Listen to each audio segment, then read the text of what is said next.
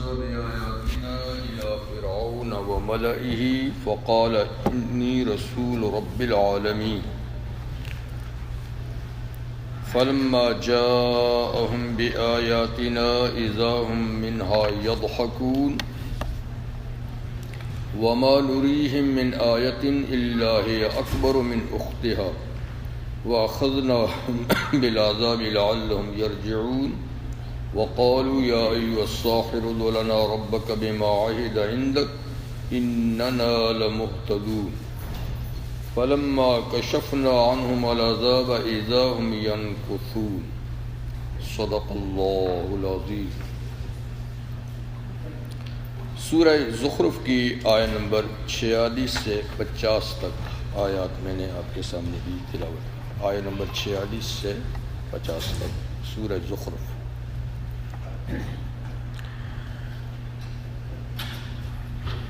یہ حضرت موسیٰ علیہ السلام کا ذکر خیر ہے کہ جب وہ نبی بن کر فرعون کے پاس گئے اور دعوت دی تو ان کے ساتھ فرعونیوں کا معاملہ کیسا رہا، اور یہ بیان کیا جا رہا ہے نبی کریم علیہ السلام کی تسلی کے لیے، اس لیے کہ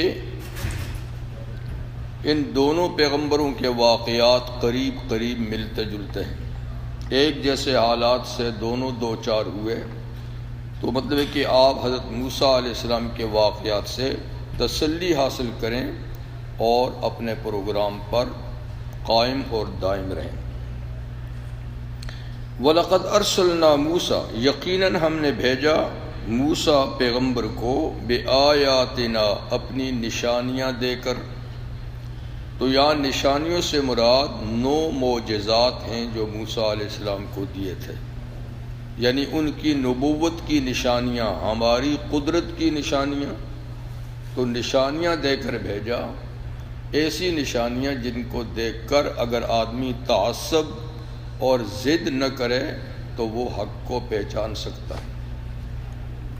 رحمت عالم صلی اللہ علیہ وسلم کا ارشاد گرامی ہے کہ اللہ تعالیٰ نے ہر نبی کو ایسی ایسی نشانیاں اور معجزات دی ہے کہ حق کو پہچاننے کے لیے اور ان کی نبوت کی صداقت کے لیے وہ کافی اور شافی نشانیاں تھیں،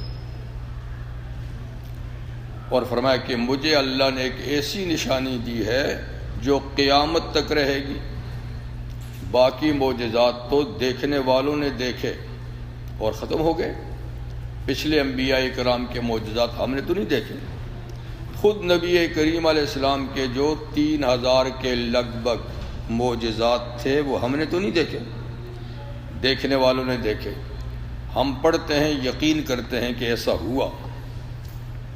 لیکن حضور علیہ السلام کے 2 معجزے ایسے ہیں جو قیامت تک ہر آدمی دیکھے گا، یہ ہو کر ختم نہیں ہوئے، اور فرمایا مجھے جو ایسا معجزہ دیا ہے جو قیامت تک دنیا دیکھے گی وہ قرآن حکیم ہے۔ قرآن حکیم یہ حضور کا ایسا لازوال معجزہ ہے جو قیامت تک دنیا دیکھے گی کہ یہ جیسا نازل ہوا تھا ایسا ہی ہے، ہزارہا مخالفتوں کے باوجود کوئی اس کا ایک نقطہ اور ایک زبر زیر بھی بدل نہیں سکا اور نہ کوئی بدل سکے گا۔ تو یہ زندہ و جاوید کتاب فرمایا میری نبوت کی نشانی ہے، معجزہ ہے۔ دوسرا حضور علیہ السلام کا یہ ارشاد، جب آپ سے پوچھا گیا تھا جمرات پر کنکریاں پھینکنے کے بارے میں کہ کیا وجہ ہے حضور، لاکھوں لوگ جمرات پہ کنکریاں پھینکتے ہیں، ہر آدمی کم از کم ایک کم 50 تو پھینکتا ہی ہے، نہیں تو 70 پھینکتے ہیں، جو 4 دن پھینکے تو 70 ہوتی ہیں، اور 3 دن پھینکے جو ضروری ہیں لازمی ہیں تو ایک کم 50 ہیں، تو ہر آدمی ایک کم 50 کنکری مارتا ہے، تو وہاں تو ایک پہاڑ بن جانا چاہیے کنکریوں کا ڈھیر، لیکن کیا بات ہے وہاں تو کنکریاں تھوڑی سی ہوتی ہیں۔ تو حضور نے فرمایا جس کا حج قبول ہوتا ہے اس کی کنکریاں فرشتے اٹھا کر غائب کر دیتے ہیں، تو صرف ان بد نصیبوں کی پڑی رہتی ہیں جن کا حج ٹھیک نہیں تھا۔ تو حضور کی اس بات کی سچائی بھی قیامت تک دنیا دیکھتی رہے گی کہ ایسا ہی ہے۔ اب تو ہمارے دور میں تو نہ وہ اخلاص ہے نہ وہ چیزیں ہیں، اس لیے اب تھوڑا سا گورنمنٹ انتظام کرتی ہے اور صفائی کرتی ہے، وہاں کنکریوں کو اٹھاتے ہیں، مگر کچھ زمانے پہلے تک تو کنکریاں اٹھانے کا رواج ہی نہیں تھا، ہوتی نہیں تھی، چند ایک پڑی ہیں تو پڑی، اس لیے کہ حضور کی بات بالکل سچی تھی کہ جن کا حج قبول کیا ہے ان کی کنکریاں غائب ہو جاتی ہیں، ہوتی نہیں، فرشتے اٹھا لیتے ہیں۔ یہی وجہ ہے کہ مسئلہ یہ ہے کہ جو کنکری ایک دفعہ جمرے پہ مار دی اور وہ باہر آ کر گر گئی، اس کو دوبارہ اٹھا کے مارنا مکروہ ہے، یعنی آپ کا حج تو ہو جائے گا، کوئی دم تو لازم نہیں آئے گا، لیکن ایسا مکروہ ہے۔ مکروہ اس لیے کہ وہ تو رد ہو گئی ہے، مردود ہو گئی ہے، آپ مردود کنکری کو پھر مارتے ہو، وہ تو قبول ہی نہیں ہوئی۔ تو خیر یہ دو معجزے میں نے کہا کہ دنیا قیامت تک دیکھتی رہے گی، ایک اس بات کی سچائی، ایک اس کتاب کی سچائی۔ تو موسیٰ علیہ السلام کو 9 معجزات دیے، جن میں سے سب سے پہلے جو معجزے ملے وہ 2 ملے۔ جب نبی بنایا اس وقت 2 معجزے دیے تھے، ایک لاٹھی کے سانپ بننے کا، ایک ہاتھ یہاں رکھ کر نکالتے تھے تو چمکتا تھا، اور پھر ایسا کر کے نکالتے تھے جیسا تھا ایسے ہی ہوتا تھا۔ یہ تو جب نبی بنائے گئے اسی وقت یہ 2 معجزے دیے۔ باقی جو 7 معجزات ہیں یہ بعد میں جب فرعون کے پاس گئے ان کو دعوت دی اور انہوں نے نہیں مانا، تو پھر باقی 7 معجزات کا ان کے سامنے ظہور ہوا، جن میں سے 6 سورہ اعراف میں ہیں اور ان میں 1-2 جو ہیں وہ سورہ یونس میں ہیں، تو کل 9۔ اسی کا ذکر ہے کہ ہم نے بھیجا موسیٰ علیہ السلام کو اپنی نشانیاں دے کر، یعنی معجزات، الی فرعون، کہاں؟ فرعون کے پاس، وملئہ، اور اس کے سردار یعنی اس کی پارٹی کے لیڈران، ان کے پاس، اس لیے کہ یہ طبقہ ٹھیک ہو جائے تو عام پبلک ٹھیک ہو جاتی ہے، لیکن اگر یہی لوگ جو لوگوں کو لے کر اپنے پیچھے چلتے ہیں یہی گمراہ ہوں تو پبلک بھی ٹھیک نہیں ہوتی۔ تو اس لیے موسیٰ علیہ السلام کو کہا کہ آپ فرعون کے پاس جائیں، جن لوگوں کی باغ ڈور اس کے ہاتھ میں، وہ ٹھیک ہو گیا تو سارے لوگ ٹھیک ہو جائیں گے۔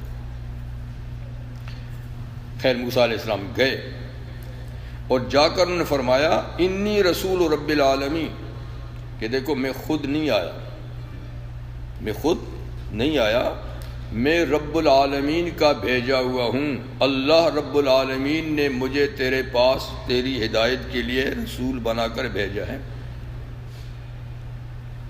خیر وہ لمبی چوڑی بات دوسری صورتوں میں ہے کہ پھر اس نے آگے کیا کہا، موسیٰ علیہ السلام نے کیا کہا، لیکن نتیجہ یہ ہوا کہ انہوں نے اللہ کے نبی کو نبی نہیں مانا اور ان کے معجزات کو ان کی نبوت کی دلیل نہیں مانا، بلکہ مذاق اڑایا، کہا یہ تو جادو دکھا رہے ہیں آپ، یہ تو جادو ہے۔ فلما جاءہم بآیاتنا، جب موسیٰ علیہ السلام کے پاس ہماری نشانیاں لے کر آئے، معجزات لے کر آئے، اذا ہم منہا یضحکون، تو وہ لوگ ان سے ہنسنے لگے، مذاق اڑانے لگے، لو جناب یہ کل ہمارے گھر میں بچہ تھا، ہم نے پالا بڑا کیا، آج یہ ہمیں آنکھیں دکھا رہا ہے، آپ ہمارے سامنے لیڈر بن رہا ہے، یہ ہو رہا ہے وہ ہو رہا ہے۔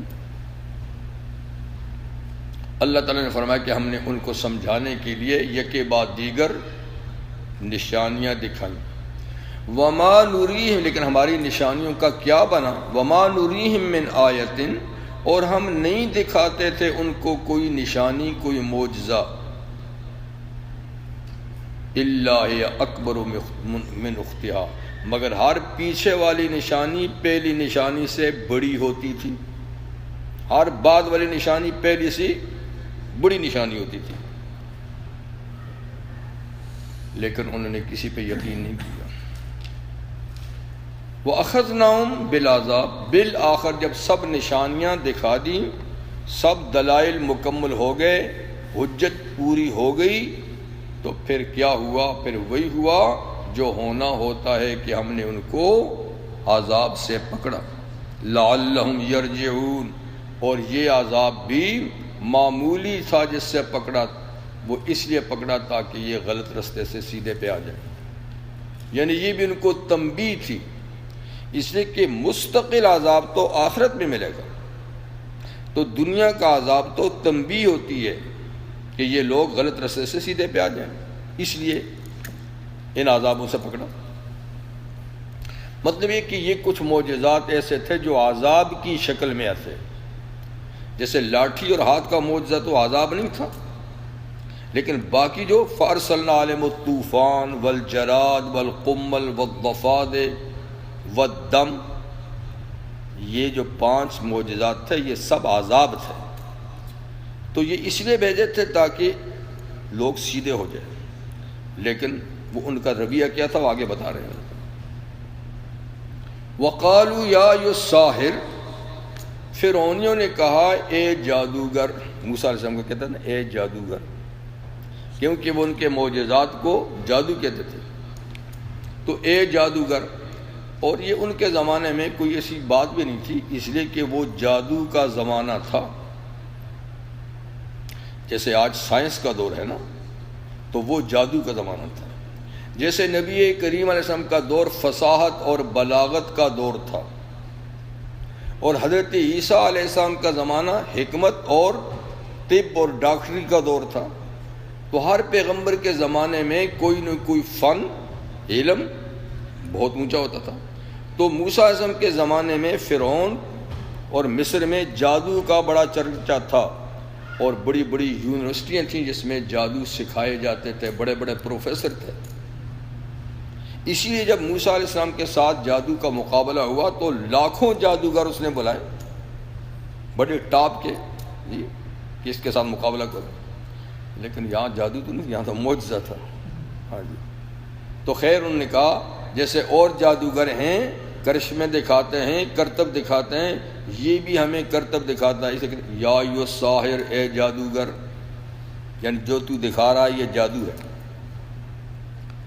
ادع لنا ربک، دیکھو پھنستے ہیں نا تو پھر خدا کو پکارتے ہیں۔ اب یہ فرعون تو خود کو بھی خدا کہتا تھا، لیکن جب وہ عذاب آتا نا کوئی نہ کوئی معجزے کا، تو پریشان ہو کر بھئی تو خدا ہے تو تو خود ہٹا، اور تو آنے کیوں دیتا اس عذاب کو؟ لیکن موسیٰ علیہ السلام سے درخواست کرتے تھے اے جادوگر ادع لنا ربک، اپنے رب سے دعا مانگ ہمارے لیے، اپنے رب سے ہمارے لیے دعا مانگ،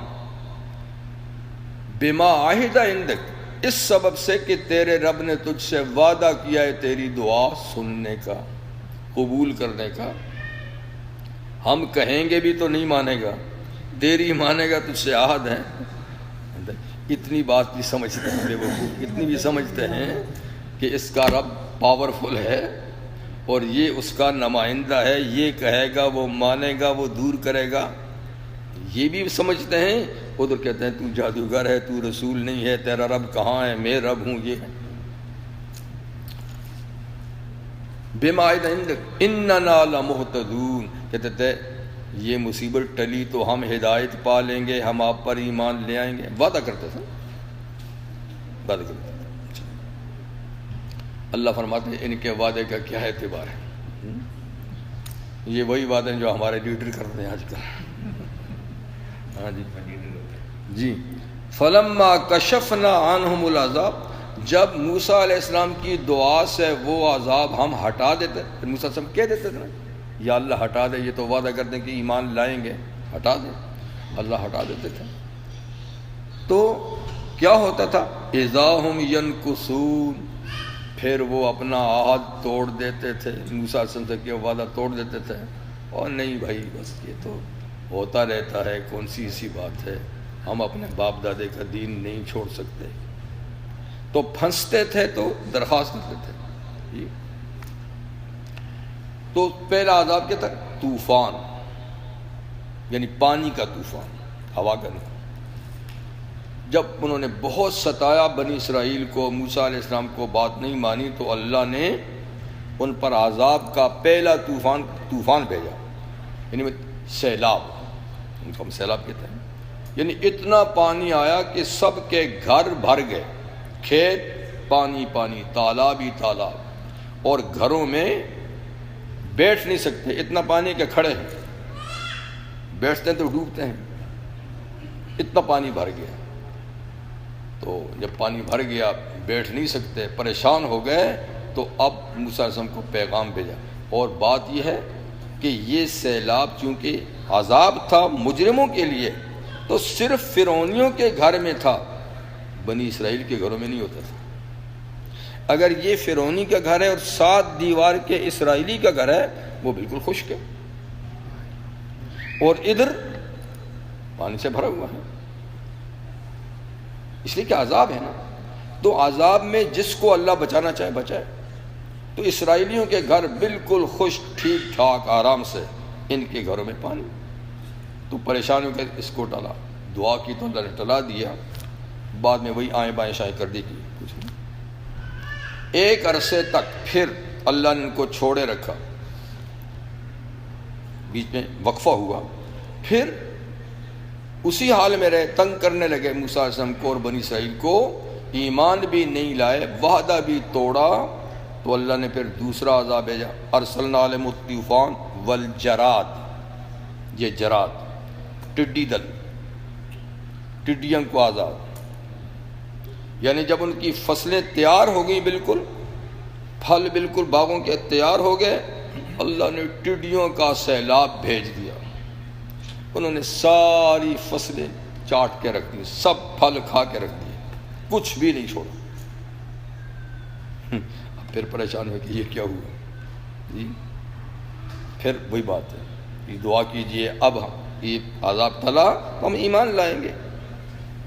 موسیٰ علیہ السلام اللہ کے پیغمبر ہیں، رحیم مہربان ہے، پھر اللہ بھی بڑا رحیم مہربان ہے۔ اللہ کو تو پتہ ہے کہ یہ جھوٹا ہے، لیکن موسیٰ علیہ السلام کا ہو سکتا ہے یہ اب سدھر جائیں، دعا کی، ٹڈیاں ختم ہو گئیں، نئی فصل پیدا ہوگی، سب کچھ ہوگی۔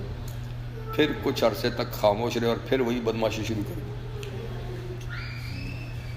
تو اللہ تعالیٰ نے ایک وقت تک پھر ان کو اسی حال میں رکھا، مہلت دی۔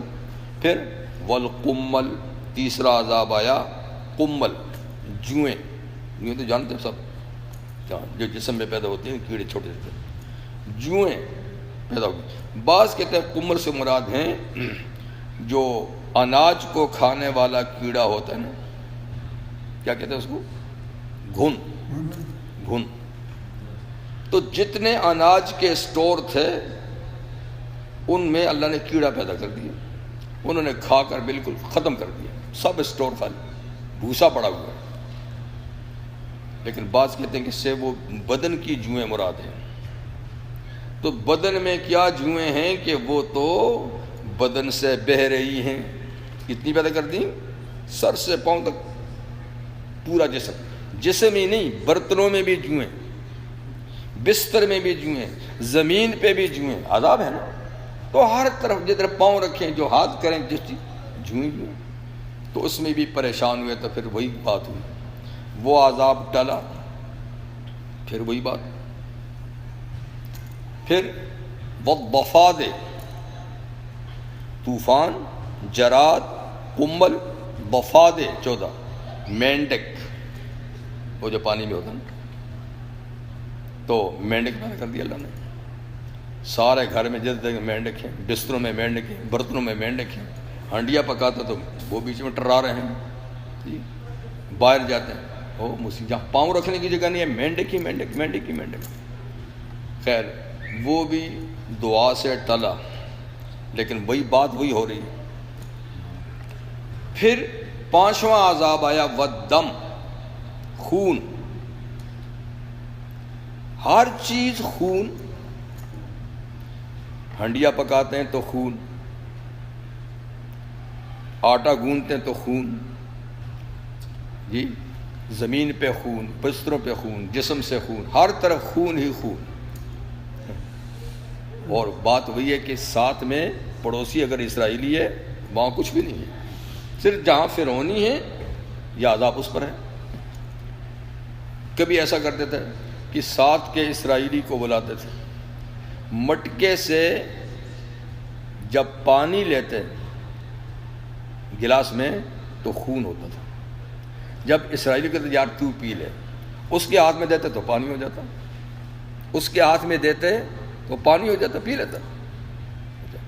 پھر کہتے یار تو اپنے مٹکے سے گلاس ہمیں دے دے، ہمارے مٹکے میں تو پانی ڈالتے تو خون ہوتا، تو اپنے دے دوں گا. وہ گلاس اپنے مٹکے سے بھر کے یعنی اس کو دیتے، یعنی فرعونی کو، اس کے ہاتھ میں جاتے ہی خون. تو ہر چیز خون. خیر اس سے بھی تنگ ہوا تو پھر وہی موسیٰ علیہ السلام سے درخواست کی. بہرحال وہ عذاب بھی ٹل گیا، لیکن ہوا وہی کہ وعدہ توڑ دیتے تھے، ایمان نہیں لاتے تھے. آخری پھر طور پہ حضرت موسیٰ علیہ السلام نے اللہ تعالیٰ سے فرمایا کہ یا اللہ یہ تو کسی طریقے سے بھی سنبھلتے نہیں ہیں، اتنے عذاب آئے دعا سے ٹلے، اتنے وعدے کیے سب توڑے، کسی طریقے سے سنبھلتے نہیں ہیں. رب نطمس علی اموالہم واشدد علی قلوبہم. اے اللہ اب میری دعا ہے، وہ عذاب تو آپ اپنی مرضی سے بھیجتے تھے، اب ایک میری مرضی سے، میری دعا سے، وہ یہ کہ یہ ساری خرابیاں جو ہیں نا یہ اقتدار کی وجہ سے ہیں، یہ دولت کی وجہ سے ہیں. ملک کا اقتدار ان کے ہاتھ میں ہے، ساری دولت پر ان کا کنٹرول ہے، اس لیے یہ متکبر ہیں، کسی کی بات نہیں مانتے. یا اللہ میری دعا کہ اطمس علی اموالہم، ان کے مالوں کو مٹا دے، ان کے مالوں کی شکلیں بدل دے، ان کا مال نہ رہے جس پہ یہ بڑے ناز کرتے ہیں. تو اللہ نے یہ دعا قبول فرمائی. یہ دوسری واشدد علی قلوبہم، اب ان کے دلوں کو بھی سخت پتھر بنا دے. اب تک یہ اتنی چیزیں دیکھ کر، اتنے دلائل دیکھ کے یہ ان کے دل نرم نہیں ہوئے تو یہ نرم ہونے کے قابل نہیں. اب جو ہیں ان کو بھی پتھر بنا دیں تاکہ اب کوئی بات میں جائے نہیں، اب ان کو مستقل عذاب ہی دے دے بس. تو یہ دعائیں دونوں قبول ہو گئی. فرعونی اٹھے، کوئی چیز، کوئی مال نہیں ہے، ہر چیز پتھر ہے، ہر چیز پتھر. وہ جو سکے سونے چاندی کے تھے دیکھا تو ٹھیکریاں ہیں. وہ جو جانور ہیں وہ جیسے کہ پتھر کے جانور ہیں، شکلیں وہی ہیں لیکن گوشت پوست کی کوئی چیز نہیں، ہر چیز پتھر، ہر چیز پتھر. اور دل تو سخت تھے ہی، کسی چیز سے وہ دل تو ان کے نرم ہوتے نہیں تھے. حضرت عمر بن عبدالعزیز رحمہ اللہ جب خلیفہ بنے تو ان کے زمانے میں مصر میں ایک جگہ کی کھدائی ہوئی تو ایک بیگ نکلا. اس بیگ میں انڈے تھے مگر وہ پتھر تھے انڈے اوپر سے لیکن پتھر بنے ہوئے تھے. تو عالم نے فرمایا کہ شاید یہ بیگ فرعونیہ کے زمانے کا ہے، اس لیے کہ انہی کے دور میں ہر چیز پتھر بنی تھی. یہ انڈے بھی کسی نے رکھے ہوں گے جو پتھر بن گئے، جو دفن کر دیے. تو یہ فرمایا کہ جب بھی ہم ان سے عذاب دور کرتے اذا هم ينكثون تو وہ اپنا وعدہ توڑ دیتے تھے. وَنَادَى فِرْعَوْنُ فِي قَوْمِهِ، ایک دن فرعون نے اپنی پوری قوم یعنی اپنی پوری مملکت کے لوگوں میں ایک اعلان کیا موسیٰ علیہ السلام سے لوگوں کی توجہ، اسی کہ ان چیزوں سے عام پبلک کی توجہ تو جاتی تھی. یار کیا بات ہے، اس کی ہر بات صحیح ہوتی ہے اور یہ لوگ ہر بات میں اس کے سے ناکام ہوتے ہیں، تو ذہن تو تھوڑا تھوڑا بنتا ہے نا. اب جب ذہن بننے کا خطرہ ہوا تو اس نے یہ بیچ میں کوئی نہ کوئی مداخلت کرتا تھا تاکہ جو تھوڑا بہت ذہن لوگوں کا آتا ہے موسیٰ کی طرف وہ فوراً پھر جائے. اس نے دیکھا کہ یہ کام تو ایسا ہو رہا ہے، شاید میری قوم ادھر مائل ہو جائے گی، جھک جائے گی. اس نے ایک دن اس نے عام اعلان کیا لوگوں کی پبلک کے ساتھ، تاکہ موسیٰ علیہ السلام سے توجہ ہٹائے. جی کہنے لگے یا قوم، اے میری قوم، اے میری برادری، تم موسیٰ کی باتوں پہ مت جاؤ، یہ سب جادو کے کرشمے ہیں، جادوگر ہمارے پاس بھی ہیں، یہ بھی وہی کچھ کرتا ہے. تم ظاہری حالات کو دیکھو، پاور کس کے پاس ہے. یہ ہمیشہ سے یہ سلسلہ چلا ہے کہ برسر اقتدار لوگ یا دولت مند لوگ جو ہے نا، وہ انبیاء کرام کو اس طرح ناکام بنانے کی کوشش کرتے تھے کہ یہ اللہ کے نبی ہوتے تو یہ ہم سے بھی زیادہ طاقتور ہوتے، پاور ہوتی ان کے پاس، دولت ہوتی ان کے پاس، باڈی گارڈ ان کے پاس ہوتے، نوکر چاکر ہوتے. تو دیکھو یہ ساری چیزیں تو ہمیں ملی ہوئی ہیں، یہ کہاں کہ اللہ کے نمائندے ہو سکتے ہیں جن کے پاس اپنا گھر بھی نہیں ہے، جن کو پورا وقت پہ کھانا بھی نہیں ملتا. تو اس سے وہ لوگوں کی توجہ ہٹاتے تھے کہ بھائی ان کا دعویٰ ٹھیک نہیں ہے. یعنی خدا کے نمائندے ہوتے تو ان بڑی شان و شوکت ہوتی ہم سے بھی، اور یہ تو بہت پیچھے ہے.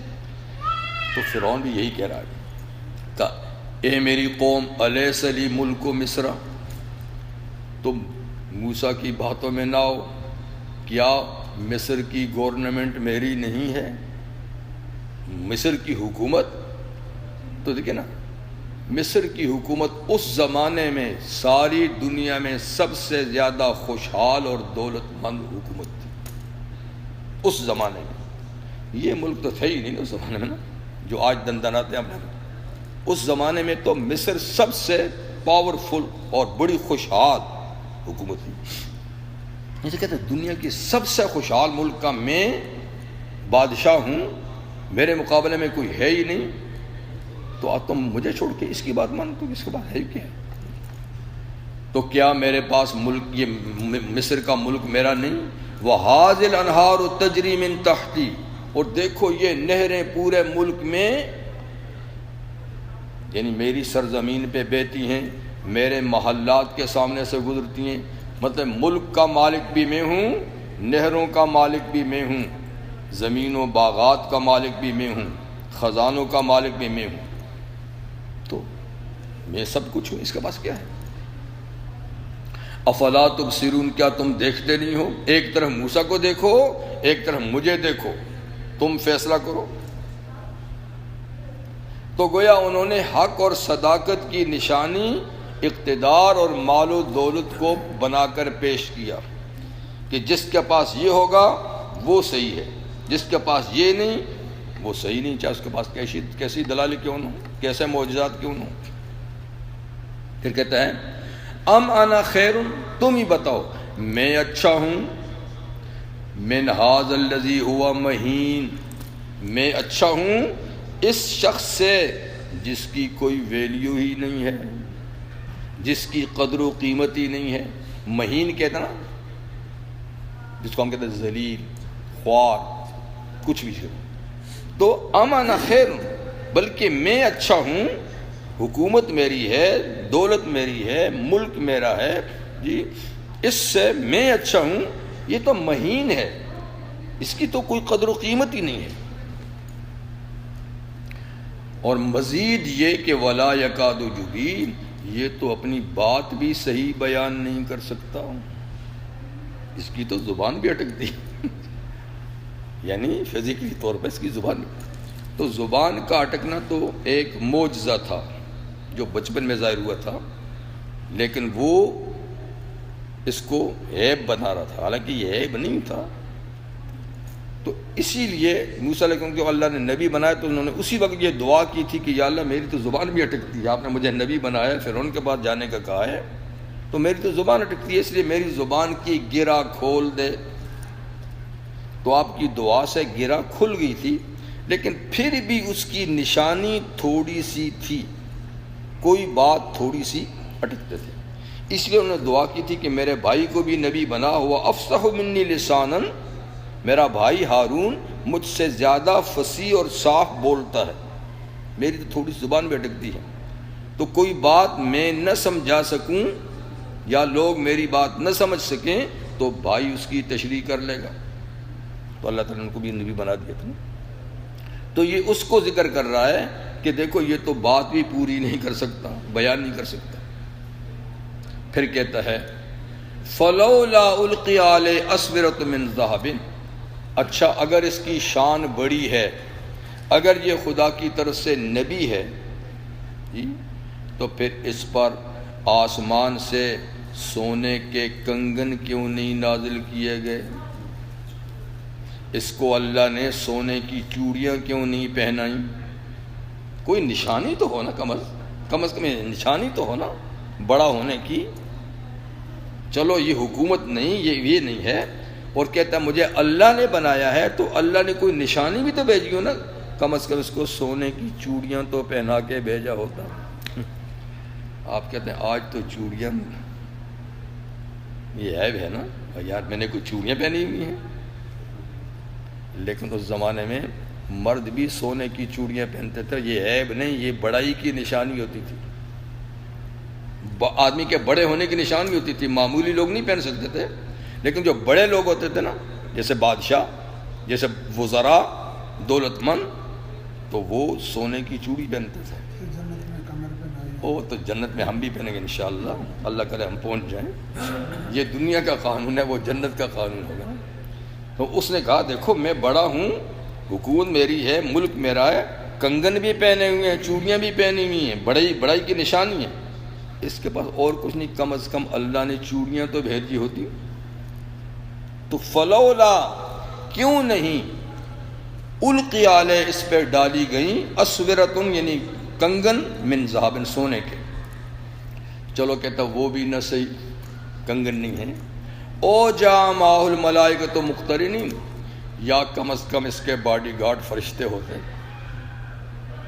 یا اس کے پاس فرشتے ہوتے، آگے پیچھے جاتے، کہتے کہ یہ خدا کا نبی ہے، کم از کم تھوڑا سا باڈی گارڈ تو ساتھ ہوتے نا، تب بھی پتہ چلتا کہ یہ کوئی بڑا آدمی۔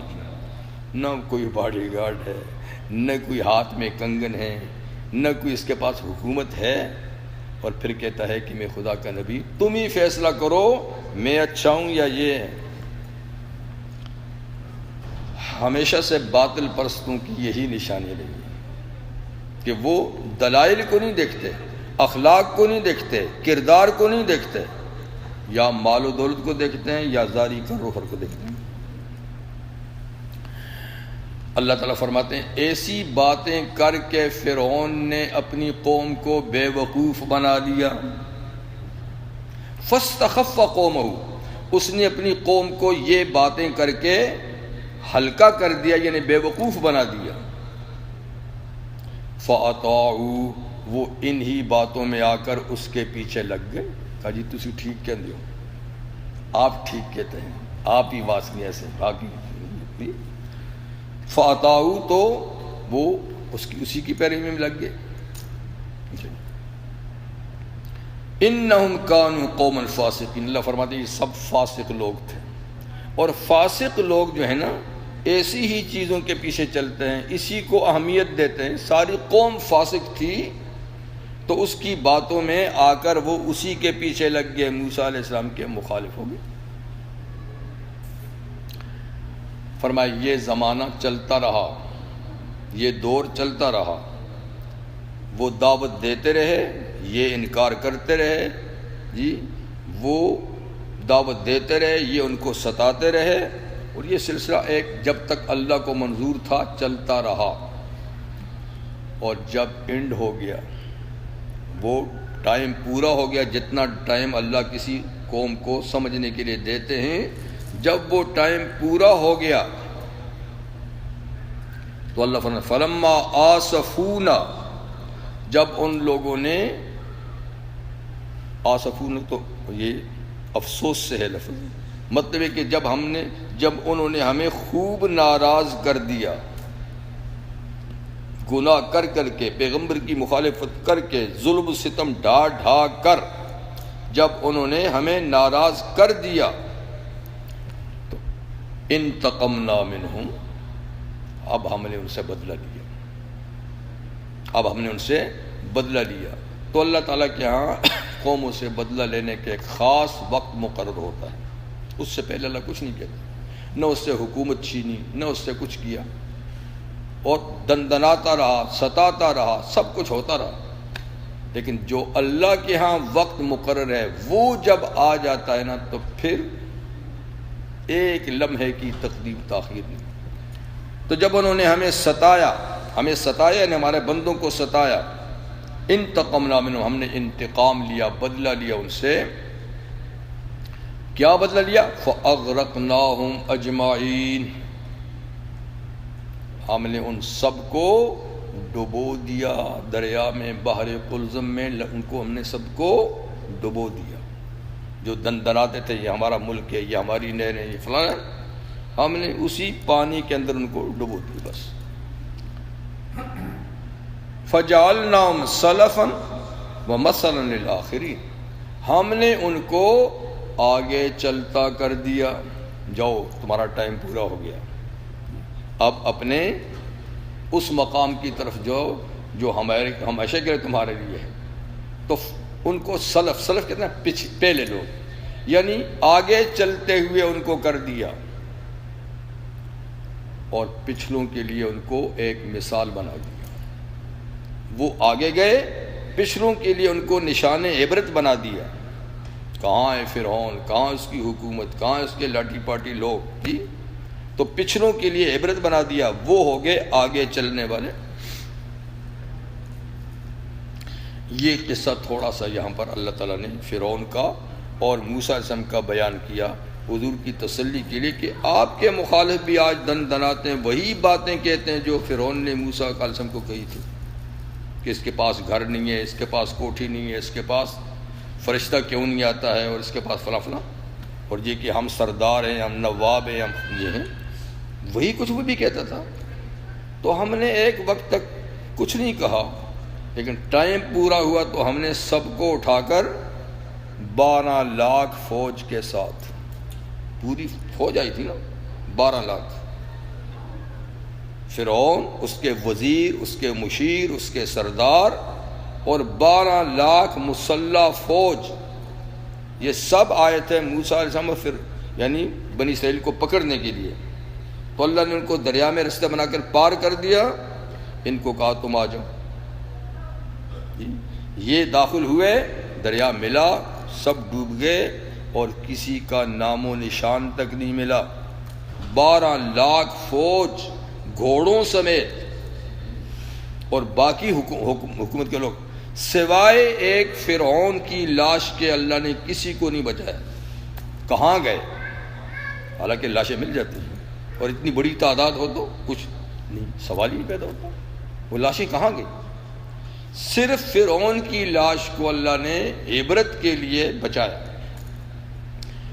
وہ چلتی چلتی چلتی سائڈ پہ لگ گئی، اور سائڈ پہ دھوبی کپڑے دھو رہے تھے ان کی گھاٹ کے پاس، دیکھا یار یہ لاش ہے، یہ پکڑو، اس کو پکڑ کے نکالا، کہا لگتا تو بڑا میاں ہے، لگتا تو بڑا میاں، پھر نہیں یار وہ کیسے ہو سکتا ہے، وہ تو خدا تھا ماشاء اللہ، وہ کیسے ہو سکتا ہے؟ اوپر سے کپڑے اتارا تو نیچے سونے کی زرہ، جو اس زمانے میں فوجی لباس ہوتا تھا نا، سونے کی، اور اوروں کی تو ہوتی تھی لوہے کی، اس نے سونے کی پہنی ہوئی تھی، اس کے خاص نشان تھے، دیکھا تو سونے کی زرہ، ہاں یہ وہی ہے، تو اس کو پکڑ کے الگ کیا۔ پھر اس زمانے میں لوگ لاشوں کو حنوط کرتے تھے، خاص مسالہ لگاتے تھے جس سے پھر وہ گلتی سڑتی نہیں تھی، رکھ لیتے تھے، تو بعد اس کو حنوط کیا، اس کو رکھ دیا۔ تو اب تک بھی مصر کے عجائب خانے میں اس کی لاش موجود ہے، وہ کافی زمانے کی بات ہے، کوئی چھوٹا سا اس کو بھی کیڑا لگ گیا تھا کسی جگہ سے لاش کو، تو پھر مرمت کے لیے پیرس لے گئے تھے اس کو، پیرس جب اس کی لاش پہنچی تو گارڈ آف آنر اس کو پیش کیا گیا فوج کی طرف سے، بھائی کسی زمانے میں یہ کنگ تھا، یعنی تو کنگ صاحب کی لاش کو گاڑا پھاڑنا. خیر مرمت کرنے کے بعد پھر وہ مصر میں وہ جو بڑے بڑے احرام ہیں نا، تو ان میں اور بھی کئی فرعونوں کی لاشیں اور کئی لوگوں کی اس کی بھی رکھی ہوئی ہے. تو اللہ نے فرمایا کہ فَالْيَوْمَ نُنَجِّيكَ بِبَدْنِكَ، اے فرعون آج تیرے بدن کو ہم پار رکھیں گے، الگ کر کے رکھیں گے، لِتَكُونَ لِمَنْ خَلْفَكَ آیَةً، تاکہ تو پچھلوں کے لیے ایک نشانی بنے کہ یہ بھی کسی زمانے میں بادشاہ تھا اور اللہ کے نبی کی مخالفت کی تھی.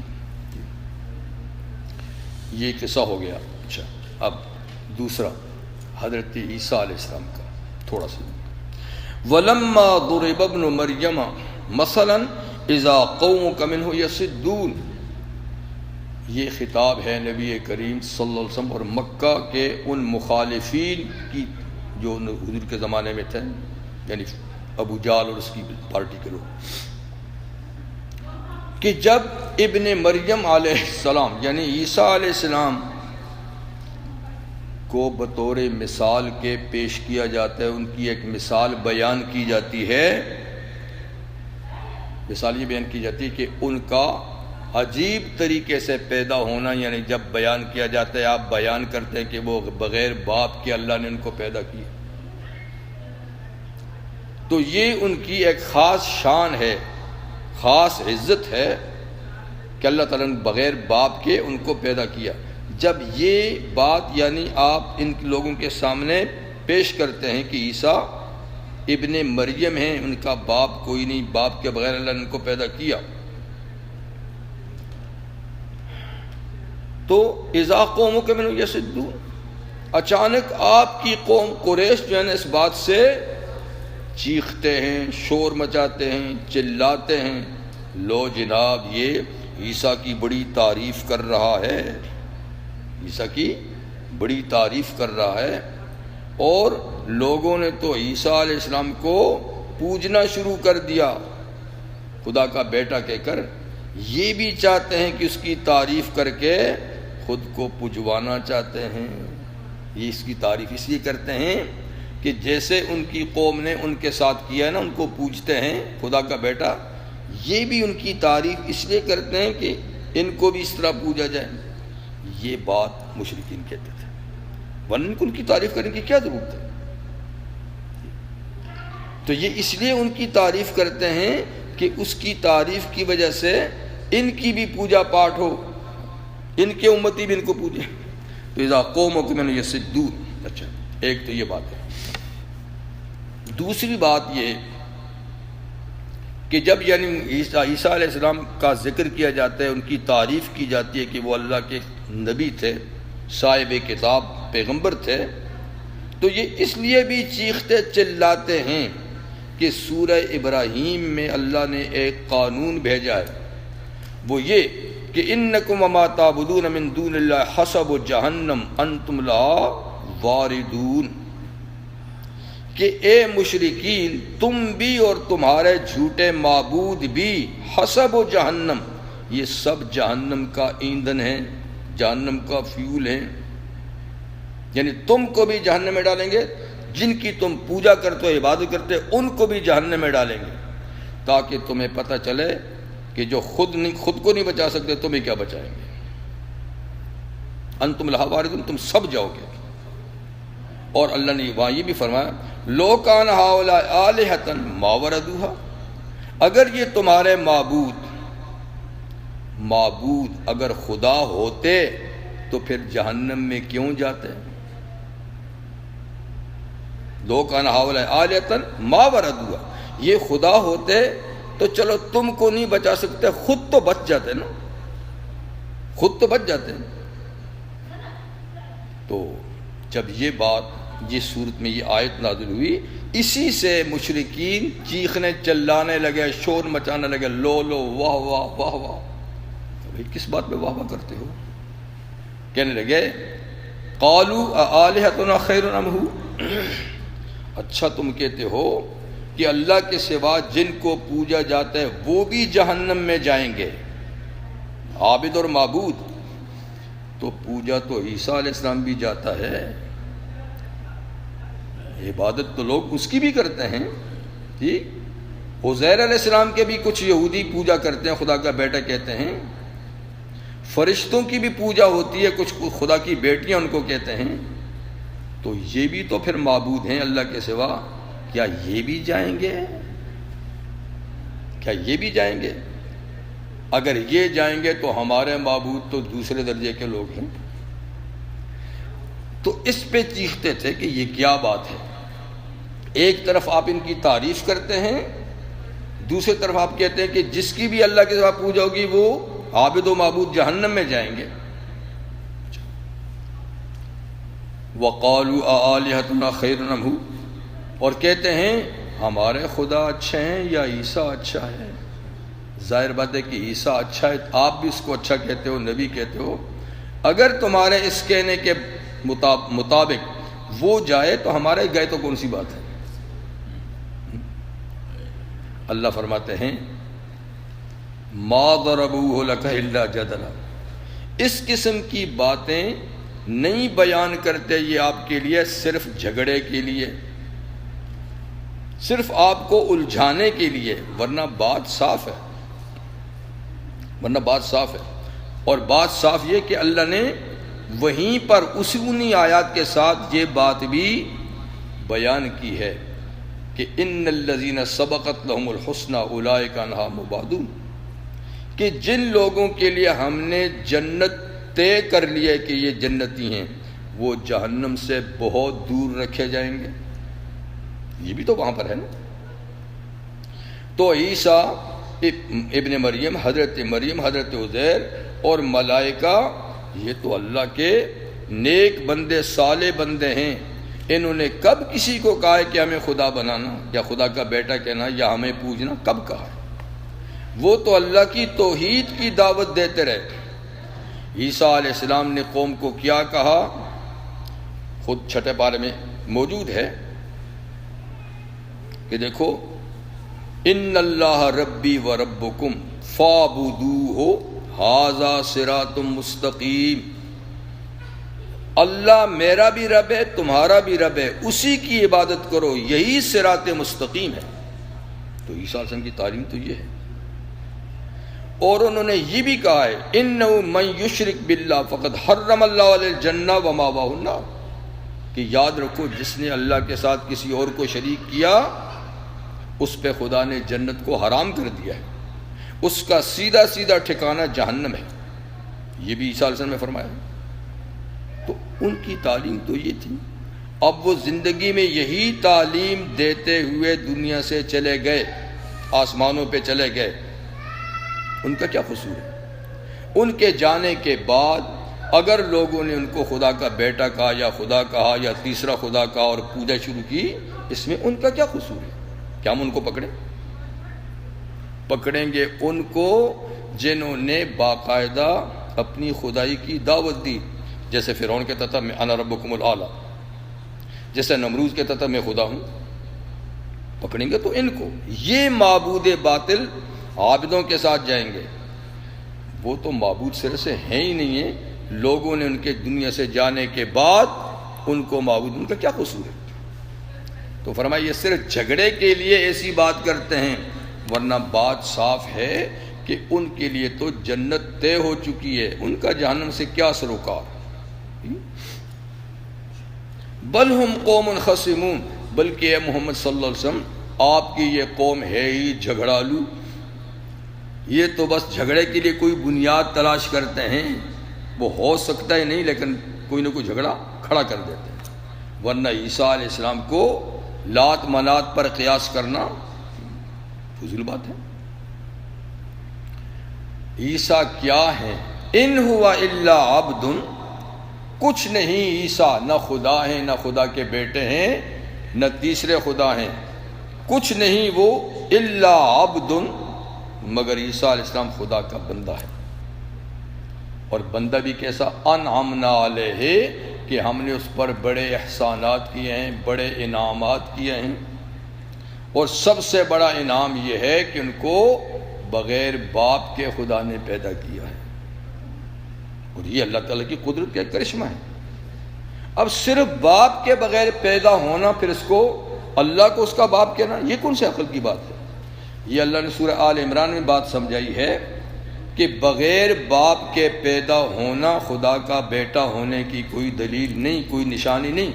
اگر یہ نشانی ہے تو پھر آدم کو کیوں نہیں کہتے جس کی نہ ماں ہے نہ باپ؟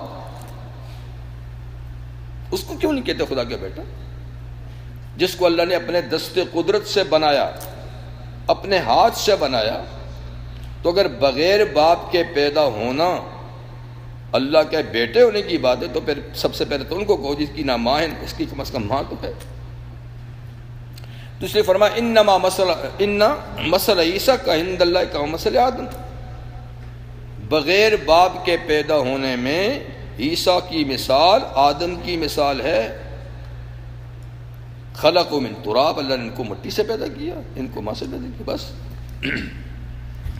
تو وہ بندہ ہے جس پہ ہم نے انعام کیا، وَجَعَلْنَا مَثَلًا لِبَنِي اسرائیل، اور ہم نے اس کو بنی اسرائیل کے لیے نبی بنایا۔ مثال کا معنی نبی، وہ انٹرنیشنل نبی نہیں ہے، نیشنل نبی۔ ہم نے ان کو صرف بنی اسرائیل کے لیے نبی بنایا، جیسے کہ سورہ آل عمران میں بھی ہے ارسلنا الی بنی اسرائیل۔ وہ قومی نبی ہیں، بین الاقوامی نبی نہیں۔ بین الاقوامی صرف محمد صلی اللہ علیہ وسلم نبی ہیں، جن کے لیے اعلان ہے یا ایھا الناس انی رسول اللہ الیکم جمیعا، لوگو میں تم سب کے لیے نبی ہوں۔ باقی کسی نبی نے نہیں کہا کہ میں سب کے لیے نبی ہوں۔ تو جیسے موسیٰ علیہ السلام بنی اسرائیل کے لیے تھے، ہارون علیہ السلام بنی اسرائیل کے لیے تھے، داؤد، سلیمان علیہ السلام، ایسے ہی عیسیٰ علیہ السلام بھی بنی اسرائیل کے لیے۔ یہی وجہ ہے کہ جب تک عیسیٰ علیہ السلام دنیا میں تھے، آسمان پہ نہیں گئے تھے، انہوں نے کبھی غیر اسرائیلی کو دعوت نہیں دی۔ اب بھی بائبل میں لکھا ہوا ہے کہ ان کے پاس ایک خاتون آئی جو اسرائیلی نہیں تھی، کسی اور قوم کی تھی، آ کر کہنے لگی کہ میری رہنمائی کریں، مجھے گائیڈ کریں، تو آپ نے انکار کر دیا کہ میں صرف اسرائیلیوں کا گائیڈ ہوں، دوسری قوم کا نہیں ہوں۔ وہ بہت رونا دھونا کہ پھر میں کہاں جاؤں، مجھے تو کوئی راستہ معلوم نہیں ہے اور کوئی گائیڈ اور نبی ہے بھی نہیں ہے، آپ ہی ہیں، تو آپ بھی میری رہنمائی نہیں کریں گے تو میں جاؤں گی کہاں؟ بہت رونے دھونے لگی، لیکن انہوں نے وہی جواب دیا کہ دیکھو میری دعوت بنی اسرائیل کے لیے ہے۔ آخر جب بہت بیچاری پریشانی ہوئی تو آپ کے صحابیوں میں سے کسی نے سفارش کی کہ حضرت آخر یہ بیچاری جائے گی کہاں؟ آپ بھی نہیں بتائیں گے تو یہ جائے گی کہاں؟ تو آپ تب آپ نے کچھ تھوڑی سی اس کی رہنمائی کی، لیکن آپ نے کسی غیر اسرائیلی کو کبھی دعوت نہیں دی۔ آج جو یہ مشنریاں ساری دنیا میں دھوم مچا رہی ہیں، عیسائی بنا رہی ہیں، یہ اپنے پیغمبر کی مخالفت کر رہے ہیں، اپنے پیغمبر کی مخالفت۔ خیر پیغمبر تو یہ مانتے بھی نہیں ہیں، لیکن حضرت عیسیٰ علیہ السلام کی دعوت کی مخالفت۔ بعض ایسے الفاظ بھی بائبل میں ہیں کہ میں آپ کو سنا نہیں سکتا، کہ انہوں نے اس شدت سے انکار کیا کہ میں دوسروں کو دعوت نہیں دے سکتا، کہ ہی دوں۔ آپ کہیں گے کون سی بات ہے؟ ایک جگہ یہ بھی کہا میں بچوں کے ٹکڑے کتوں کے سامنے نہیں ڈال سکتا۔ سمجھے بات؟ یعنی اتنی شدت سے مخالفت کہ میری دعوت یہ جیسے بچوں کے ٹکڑے ہیں، اور دوسری قوموں کو دعوت دینا ایسا جیسے کہ بچوں کے ٹکڑے کتوں میں ڈال دینا۔ تو اتنی شدت سے وہ کسی دوسرے کی رہنمائی نہیں کرتے تھے، لیکن نہ معلوم کا دنیا کیا کر رہی ہے۔ تو ہم نے اس کو بنی اسرائیل کے لیے مثال یعنی نبی بنایا۔ وَلَوْ نَشَاءُ لَجَعَلْنَا مِنْكُمْ مَلَائِكَةً فِي الْأَرْضِ يَخْلُفُونَ، اللہ تعالیٰ فرماتے ہیں کہ اے لوگو، اے انسانوں، اگر ہم چاہتے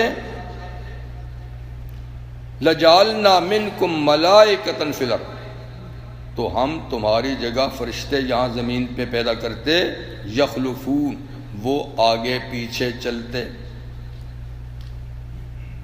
یعنی تمہیں چھوڑ کر فرشتے بھی یہاں آباد کر سکتے تھے، جیسے تم آگے پیچھے آتے جاتے، کوئی مرتا ہے کوئی پھر پیدا ہوتا، ایسے فرشتے ہوتے، لیکن ہم نے ایسا نہیں کیا۔ فرشتے بے شک زمین پر ہیں، اور ان کی الگ الگ ڈیوٹیاں لگائی ہوئی ہیں، لیکن وہ زمین کی خلافت ان کے پاس نہیں. خلیفۃ اللہ انسان زمین میں، خلافت ان کے پاس نہیں ہے. اچھا جی، عیسیٰ علیہ السلام کا بارے میں وَإِنَّهُ لَعِلْمٌ لِّلسَّاعَةِ وَإِنَّهُ عِلْمٌ لِّلسَّاعَةِ، بے شک عیسیٰ علیہ السلام جو ہیں وہ قیامت کی نشانی ہیں. ایک ہوتا ہے نا عالم، عالم تو کہتے ہیں نشانی کو، عالم کہتے ہیں پہاڑ کو بھی کہتے ہیں، چونکہ پہاڑ بھی ایک نشان ہوتا ہے نا، تو عالم جھنڈے کو بھی کہتے ہیں فلیگ، اس لیے کہ وہ بھی کسی قوم کا کسی ملک کا نشان ہوتا ہے. اور عالم کا معنی کوئی سی نشانی جو کسی کے لیے نشانی ہو. اور ایک کہتا ہے علم، علم کا معنی جاننا. تو عالم نشانی، علم جاننا، یہاں علم کا لفظ ہے. تو علم بھی ایک طرح کی نشانی ہوتی ہے جس سے آدمی کو پتہ چلتا ہے کسی چیز کا. پھر یہ انہو میں جو ہو ہے نا ضمیر، یہ کس کی طرف جاتی ہے؟ تو بعض مفسر کہتے ہیں یہ قرآن کی طرف جاتی ہے. وَإِنَّهُ یعنی ان القرآن لَعِلْمٌ لِّلسَّاعَةِ، یہ قیامت کا علم ہے. یعنی قیامت کا علم تو ساری آسمانی کتابوں میں ہے، لیکن جتنا قرآن میں ہے اتنا کسی میں نہیں.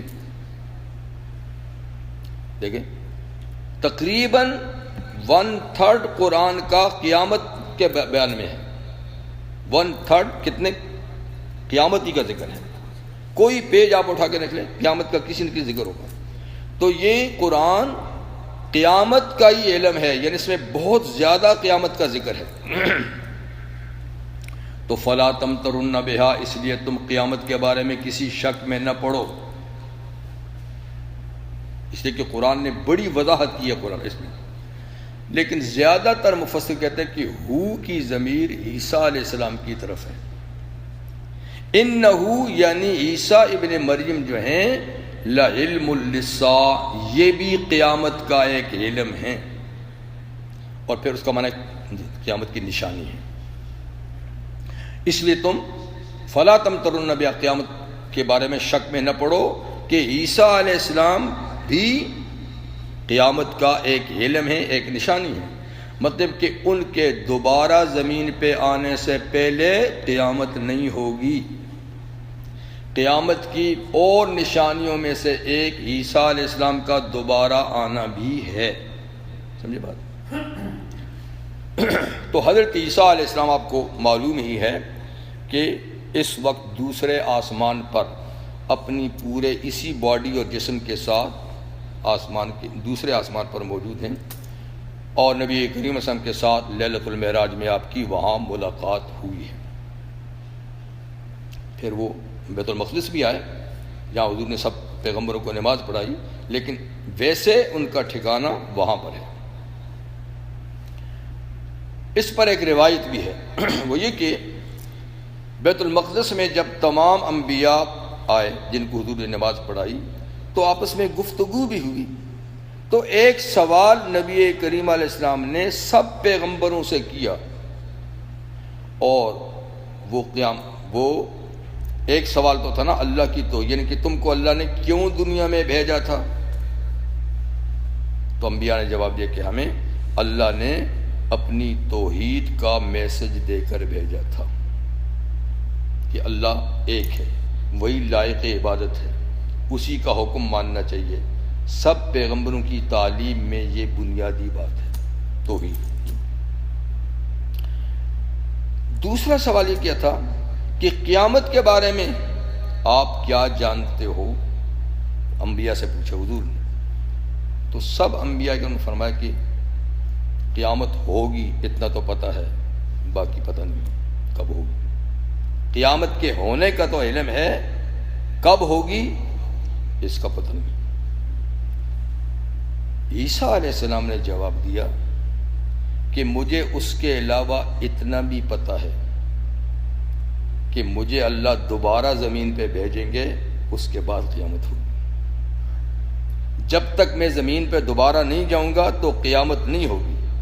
جب میں دوبارہ چلا جاؤں گا اس کے بعد ہوگی. پھر بھی صحیح وقت نہیں پتا کہ کب ہوگی، کتنے عرصے بعد ہوگی، لیکن میرے جانے کے بہرحال بعد ہوگی.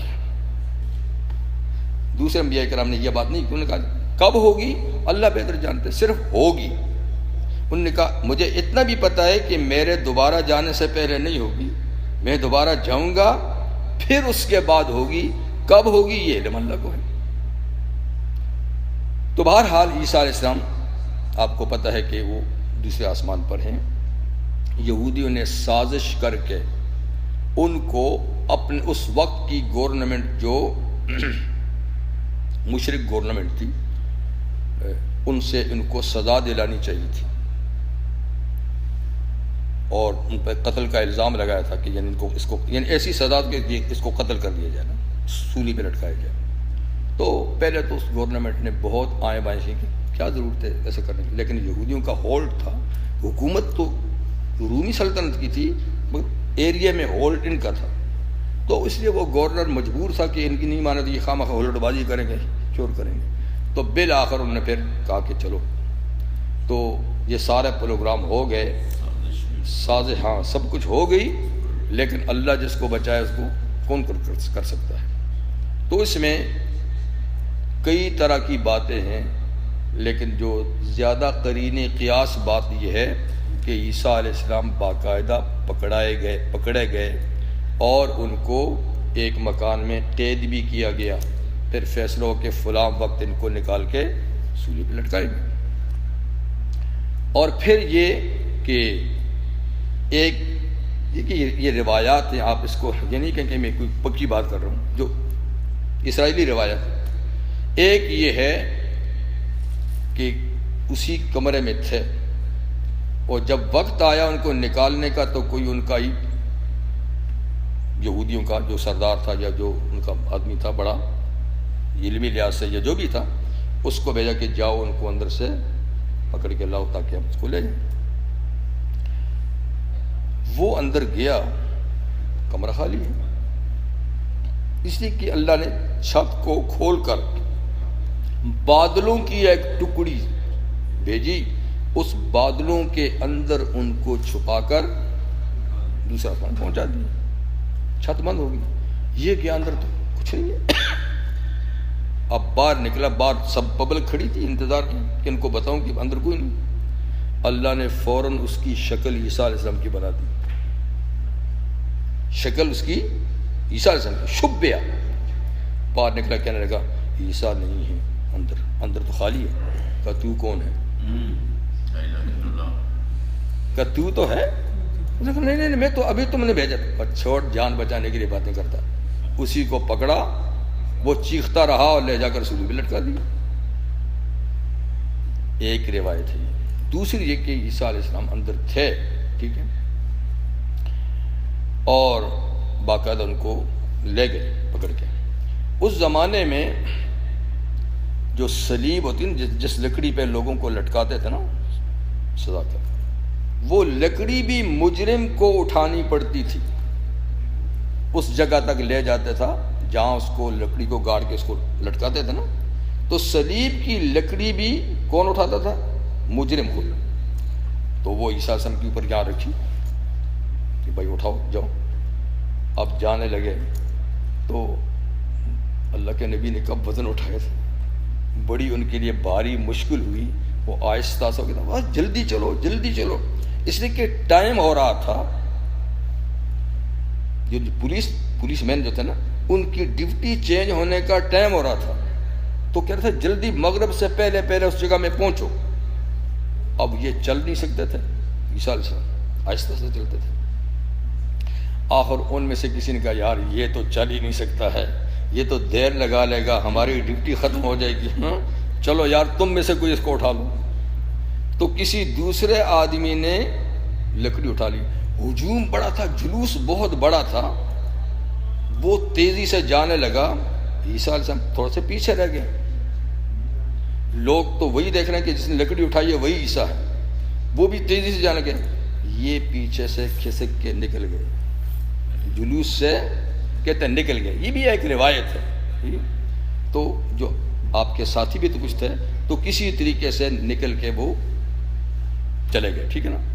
پھر کسی جگہ میں یہ دو روایتیں ہیں جو میں آپ کو سنا دی، لیکن میرے خیال میں وہ پہلی والی صحیح ہے، ٹھیک ہے نا۔ اس میں پھر آگے ذکر نہیں پھر کیا ہوا، لیکن وہ جو آدمی لے گیا تھا نا لکڑی اٹھا کر ان سے، تو انہوں نے اسی کو، کیونکہ پھر جب آگے جگہ میں پہنچا نا تو ڈیوٹی چینج ہوگی، مغرب ہوگی رستے میں چینج ہوگی، تو پولیس والے چلے گئے جو لے کر آئے تھے۔ آگے دوسروں نے ان کو ریسیو کیا، وہ نہیں جانتے تھے کون ہے عیسیٰ کیا ہے، وہ گئے، انہوں نے کہا جس نے لکڑی اٹھائی یہی عیسیٰ ہوگا، انہوں نے ٹھونکی، اسی آدمی کو چڑھا دیا چیختے ہوئے، حالانکہ شبہ اللہ، اور کہتے ہیں کہ شکل بھی اس کے اللہ نے اسی بھی بنا دی تھی۔ بعد میں پھر تحقیق یار یہ عیسیٰ نہیں تو پھر ہمارا بندہ کدھر گیا ہے، یہ ہے وہ، لیکن اللہ فرماتے ہیں ولیکن شب علم، ان کو ایسا شبہ پڑا پتہ ہی نہیں چلا، عیسیٰ علیہ السلام کو اللہ نے اٹھا لیا، ٹھیک۔ تو اب قیامت کے قریب عیسیٰ علیہ السلام دوبارہ دنیا پہ آئیں گے، یہ تو عیسائی بھی کہتے ہیں کہ آئیں گے، لیکن ان کا کچھ اور نظریہ ہے، لیکن اسلام کا نظریہ یہ کہ وہ دوبارہ آئیں گے۔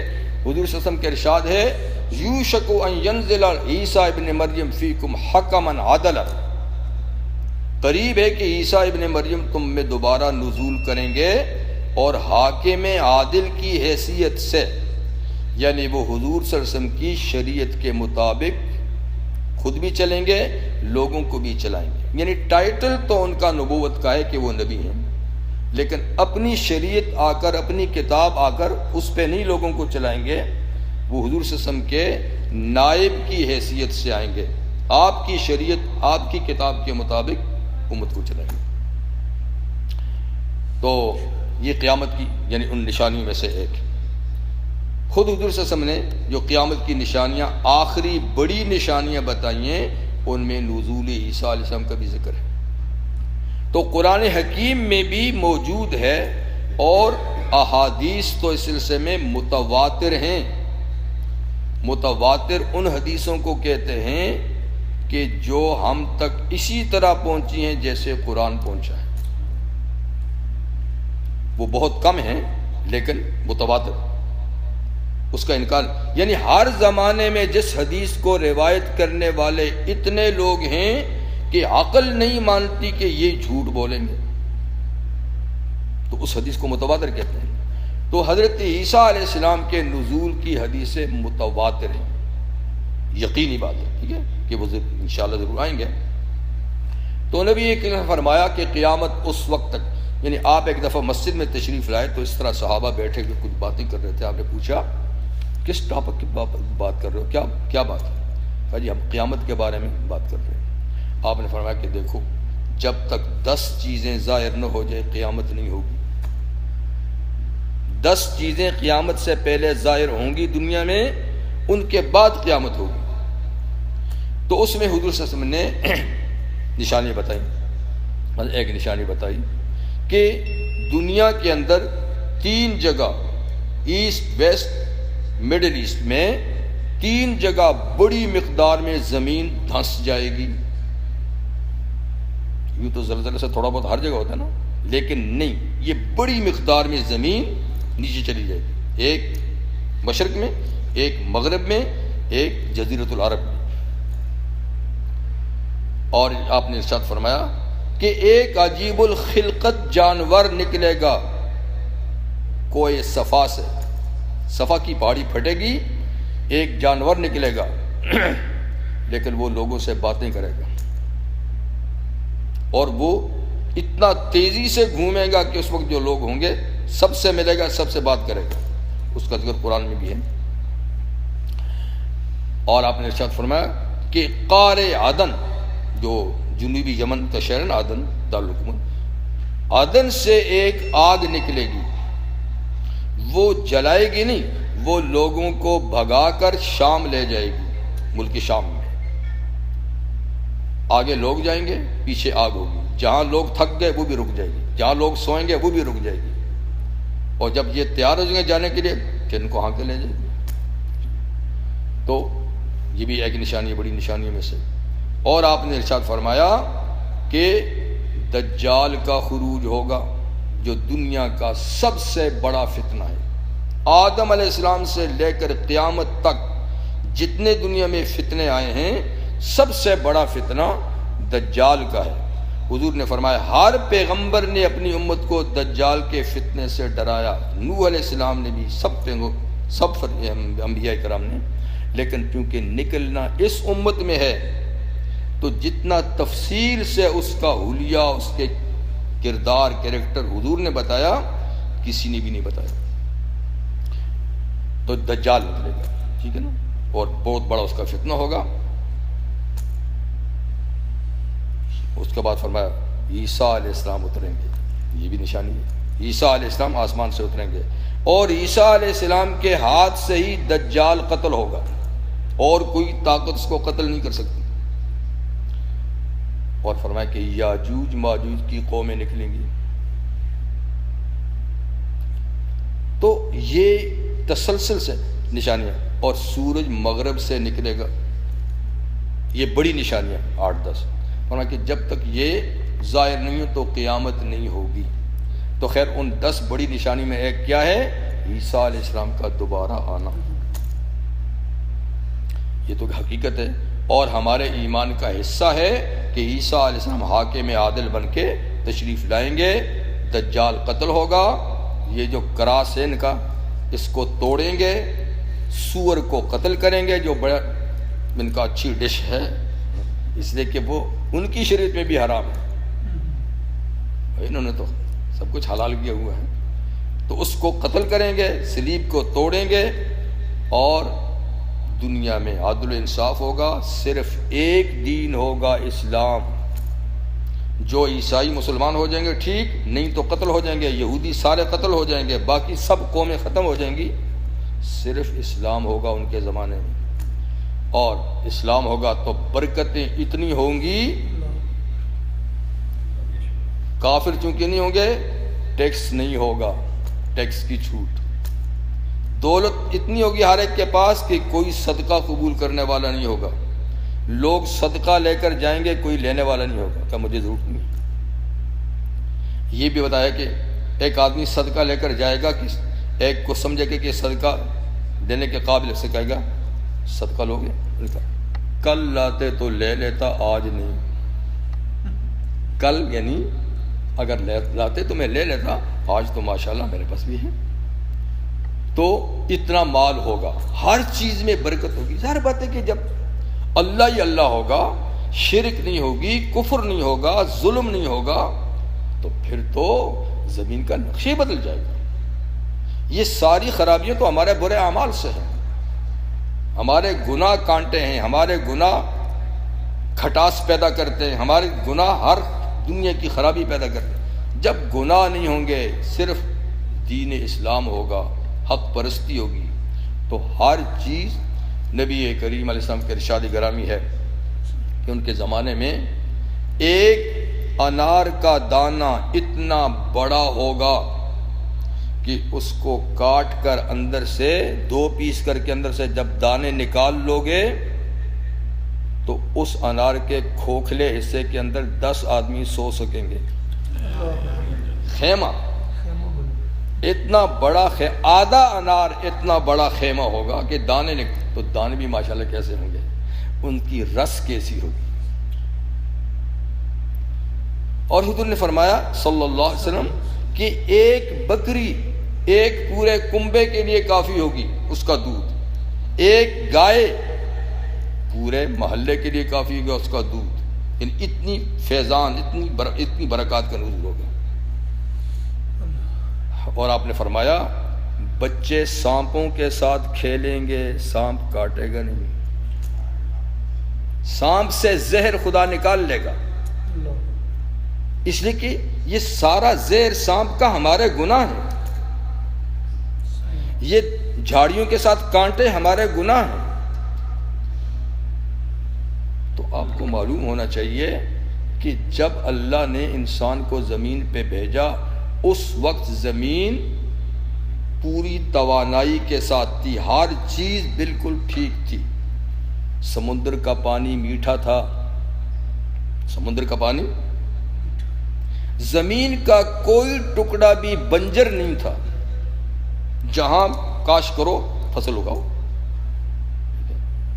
اور جھاڑیوں کے ساتھ کانٹے نہیں تھے، ہر پھلدار درخت پھل دیتا تھا اور ہر پھل میٹھا ہوتا تھا، یعنی ہر چیز بالکل ٹھیک، اس لیے کہ ابھی زمین پہ گناہ نہیں تھا۔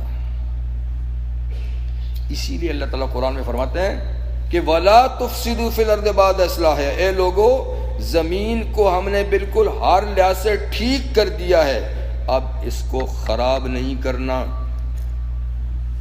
اس کو تم خراب نہیں کرنا۔ اب اس میں کوئی خرابی پیدا ہوئی تو تمہارے عمل سے ہوگی، ہم نے اس کو ٹھیک کر دیا ہے۔ مفسرین فرماتے ہیں کہ سب سے پہلا گناہ زمین پہ قتل کا ہوا، قتل ناحق۔ آدم علیہ السلام کے 2 بیٹے ایک مسئلے پہ لڑے اور ایک بھائی نے دوسرے کو قتل کیا، یہ پہلا گناہ تھا جو زمین پہ ہوا، پہلا ناحق خون تھا جو زمین پہ بہا۔ کہتے ہیں اسی دن سے پھلوں کی مٹھاس میں تبدیلی آ گئی، زمین کے کچھ حصے بنجر ہو گئے، سمندر کا پانی کڑوا ہو گیا، اور ہر چیز چینج ہوگی ایک قتل سے، ایک گناہ سے۔ اور پھر اس کے بعد آج دیکھیں کتنے گناہ ہیں۔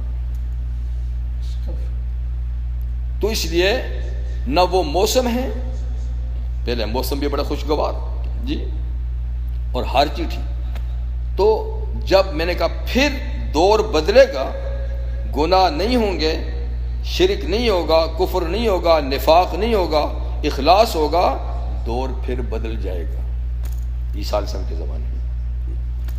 تو نماز 20 پہ، تو پھر آگے لمبا ہو جائے گا تو اسی پہ، بس اسی پہ بس کرتے ہیں، ٹھیک ہے۔ تو حضرت عیسیٰ علیہ السلام کے بارے میں فرمایا کہ وہ قیامت کی نشانی ہے، فلا تمترن بہا، تم قیامت کی آمد کے بارے میں شک میں نہ پڑو، ھذا صراط مستقیم، یہی سیدھا رستہ ہے، اسی کو اپنائے رکھو، یہی سیدھا رستہ ہے جی۔ تو اسی پہ بس کر لیتے ہیں۔ سبحانک اللہم وبحمدک، اشہد ان لا الہ الا انت، استغفرک۔